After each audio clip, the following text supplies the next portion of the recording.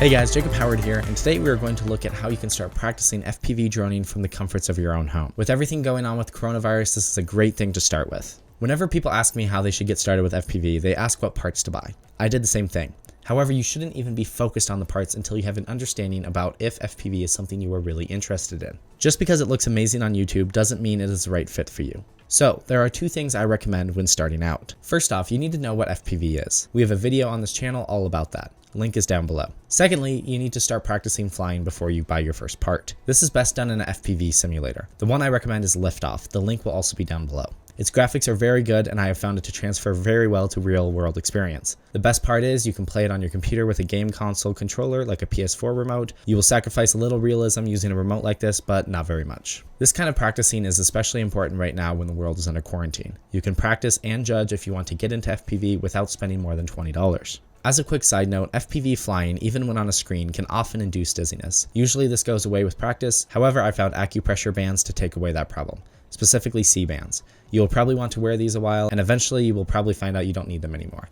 I will include a link for this as well down below. So let's jump over to the computer and let you guys see how you can get this up and running, and we will go through a few practice rounds. Okay guys, so I have jumped on to store.steampowered.com. And then I searched up here for Liftoff, and I got these results here. So I'm going to click into Liftoff FPV Drone Racing. And right here is where you can add it to cart and buy it. You will need to install Steam before you do this. So I'm not going to go into all the details on that, but basically you install Steam, buy Liftoff, and then install it. So now we're going to jump into Liftoff so you guys can see what it looks like there. Okay, now that I have Liftoff turned on, what I do is I take a USB cable and I attach it to my PlayStation 4 controller. It's going to connect there. Setting it up. Okay, now if we go into options here and game, we can adjust some of these settings. So for example, I check off enable God mode. I check off camera noise. I use on-screen display. That way you can see your battery levels and all that stuff. I do show joystick overlay in OSD.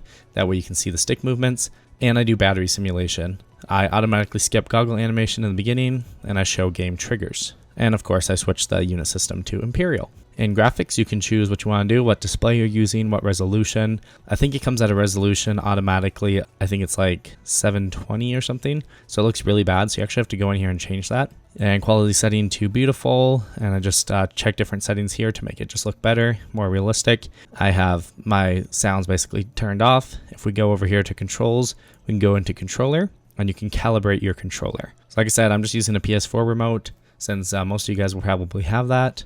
Okay, so now I can calibrate the controller. It is worth noting I did have to actually restart Liftoff to get this to show. So you might have to do different things to just, get it to work. So I'm going to calibrate it, click start, and basically it's going to tell me what to do. It's going to tell me to center all sticks, assign axis throttle, center all sticks. And now that it's calibrated, I can test it out. So basically I just want to make sure that everything's good and everything looks like it's responding just fine. Yep, everything looks good. So I'm going to click save. Controller calibration saved. Going to click exit. Then I'm going to come up here to free flight. Click that. We can now use the controller to move things around. So I'm going to move over. I'm going to go to one of my favorites, Bando City. Going to click X on the PS4 remote. And I'm not going to do a track. I'm just going to do free flight basically.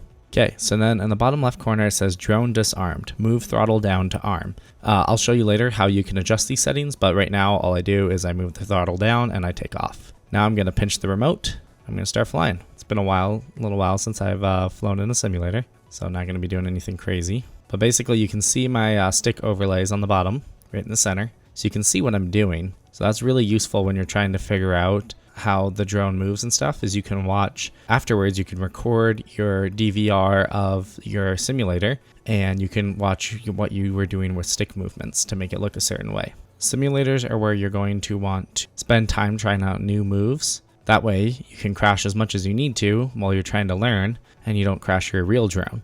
Simulators where I practiced for hours and hours before I really started flying my normal drone, but that's where I learned a lot of my moves. See, like right there. Just crashed. That would have been a really nasty crash with the normal drone.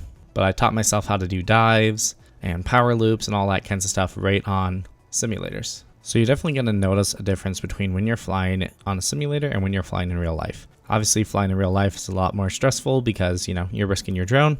And there's also physics that change. But for the most part, if you put in hours into a simulator, you're going to have a lot better experience flying for the first time or really putting in the hours in your real drone. because you won't be near as stressed about moves that you aren't able to accomplish. Okay, so I'm going to actually move into a different one.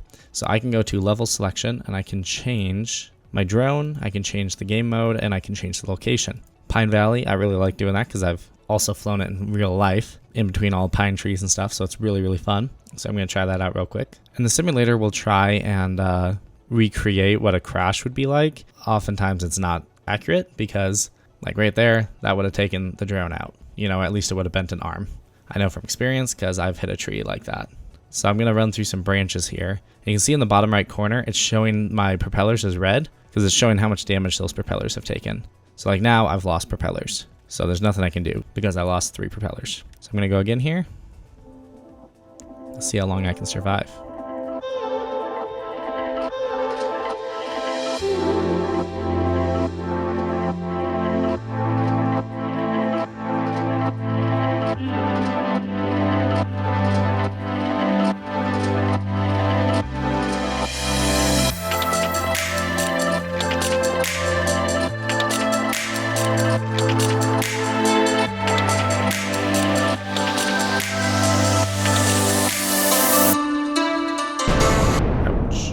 And I'm out. Okay, I'm going to go into some other ones here. I'll show you guys some of the other cool things you can do. Going to click quit, click yes. Okay, so now I'm back on the main menu. And once your controller's connected, you can go into options and click controls and then buttons. So in here, you can decide on the controller what button does what thing. So something I like to do, for example, is arming right here. I like that to be the letter X. Okay, and then reset. I like that being R1. Down here, I do turtle mode, which I like being R2, so on and so forth. Then you can set this up however you want. Really, really nice feature. Click save, and you're good to go. Now you can fly with those new settings. Okay, there's lots of other things you can do here, including in tools. You can go under Workbench, and you can create your own custom drone. They have lots of blueprints and just regular ones that you can go through. I will try and create you guys one that matches closely to the drones we'll be building in this course. That way you guys can practice with an actual drone that's very similar to the one that you'll be flying once you make it. So look out for that. But for now, I'm just using the Armatan Chameleon 5-inch. I can select that, or I can go into other ones and look at the different options they have. You can click exit. Okay, you can also go into tutorials, quick play, free flight, race, freestyle, lots of different things you can do on this game, multiplayer. Right now, I just wanted to show you guys free flight so you can start practicing.